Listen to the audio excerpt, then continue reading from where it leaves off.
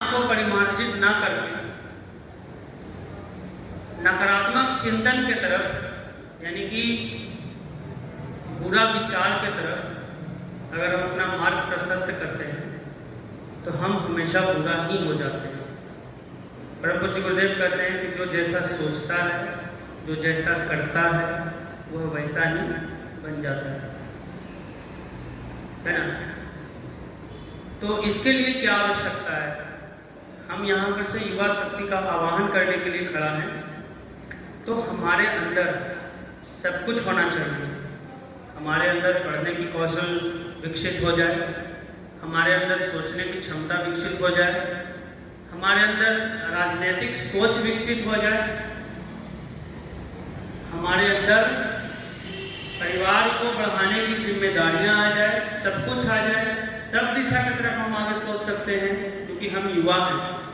लेकिन उन सभी चीजों में से सबसे एक महत्वपूर्ण चीज जो है, जो मैं आप लोगों को समक्ष बताना चाहता हूं और आप लोग यहाँ पर आमंत्रित हैं, आए हुए हैं, तो वो है आपका आध्यात्मिक चिंतन। अगर आपके अंदर आध्यात्मिक चिंतन अर्थात सकारात्मक सोच अगर विकसित नहीं होता है तो आप अपने जीवन में कभी भी आगे नहीं बढ़ सकते। इसी चिंतन को आधार बनाकर गायत्री परिवार द्वारा संचालित विश्व का एकमात्र अनूठा विश्वविद्यालय है देव संस्कृति विश्वविद्यालय, जो कि शांति कुंज हरिद्वार में है। उसको आधार बनाकर नालंदा एवं तक्षशिला के समान राष्ट्रीय चिंतन से ओतप्रोत युवाओं की फौज खड़ी करने जा रही है और खड़ी हो चुकी है। हालांकि हम लोग वहाँ के छात्र नहीं हैं, लेकिन फिर भी हमारी प्रेरणाएं, हमारे परम पूज्य गुरुदेव की जो सपने हैं, उन सपनों को साकार करने के लिए जो है सो आगे बढ़ी हुई है। और इस बीच में बहुत सारे ऐसी नकारात्मक चिंतन या चिंतन कहिए या सोच कहिए, बहुत सारे ऐसे विघ्न हैं, ऐसी बाधाएं हैं जो हमें अक्सर ग्रसित करते रहती है।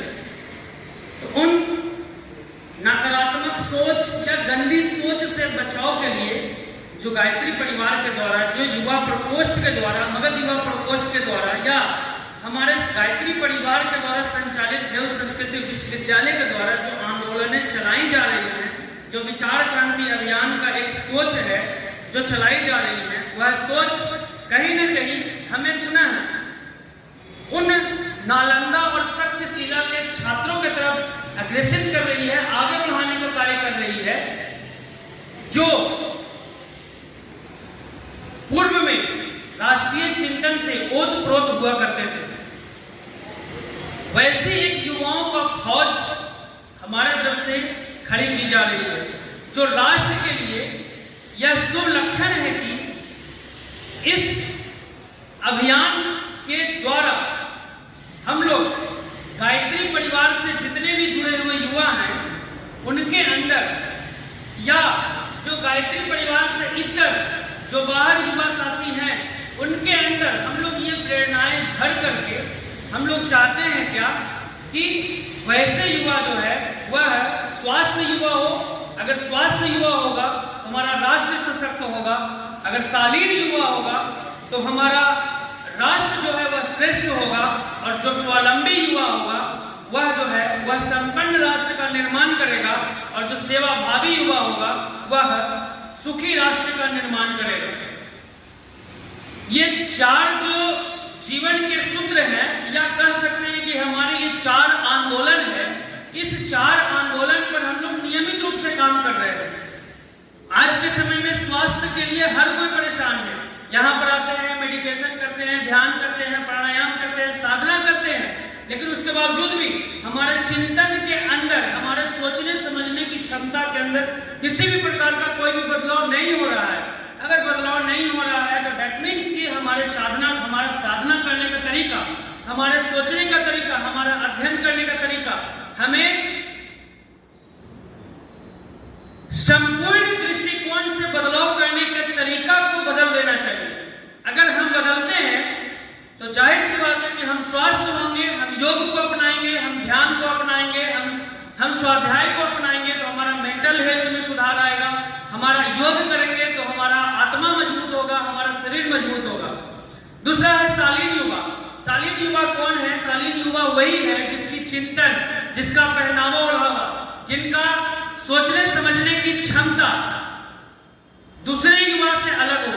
युवा कौन है? युवा वही है जो वायु के रफ्तार से, युवा को पलट दीजिए, युवा वायु, जब युवा को पलट देंगे तो युवा को पलट देंगे तो वायु बनेगा, और वायु वही है जो निरंतर निर्विघ्न हर समय जो है सो बढ़ते रहता है, बढ़ते रहते हैं। तो हमें हमारे अंदर सोचने समझने की क्षमता को बदल करके खुद को शालीन बनाना है। तीसरा पॉइंट है स्वावलंबी युवा। कमा तो हर कोई रहे, स्वावलंबन का मतलब होता है कि कमाना, धन का अर्जन करना। कमा तो हर कोई रहे, लेकिन कौन ऐसा इंसान है धरती पर जो कि 100% शुद्ध खड़ा होकर के काम कर रहा है?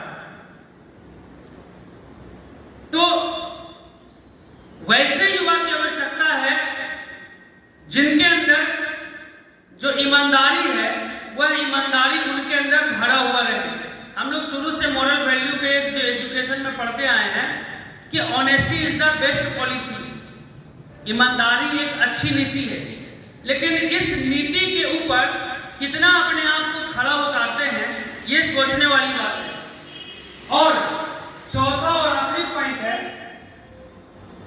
सेवाभावी युवा। सेवाभावी युवा कौन? सेवाभावी युवा वो जो दूसरों के दर्द में अपना दर्द समझे, जो दूसरों की पीड़ा में अपनी पीड़ा समझे। वैसा युवा आज के समय में मिलना बहुत मुश्किल है, लेकिन वैसा युवा का अगर खोज रहे हैं तो वैसा युवा आपको प्रत्येक रविवार को मगध युवा प्रकोष्ठ द्वारा जो संचालित साप्ताहिक गोष्ठी है उस गोष्ठी में आपको मिलेगा। अगर आप